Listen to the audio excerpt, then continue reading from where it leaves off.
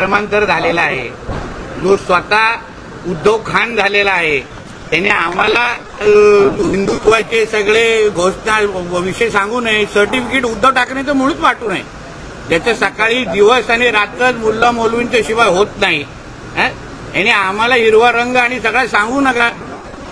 तो आता हिरवा साप आणि त्याच्यामध्ये जास्त फरक राहिलेला नाहीये. यांनी उद्या दाढी वाढवली आणि मिशी काढली, सेमच वाटणार. पहिल्यांदा रामदास कदमांचं म्हणणं आहे बाळासाहेब ठाकरेंची बॉडी 2 दिवस का ठेवली.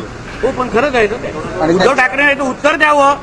स्वित्झर्लंडला कोणाला पाठवलेलं, स्वित्झर्लंडवरून कोण येण्यासाठी थांबलेलं आणि म्हणून आदरणीय स्वर्गीय बाळासाहेब ठाकरेंसाठी सगळी ती प्रक्रिया उशीर करायला लावली. याचं उत्तर उद्धव ठाकरेंनी द्यायला पाहिजे ना.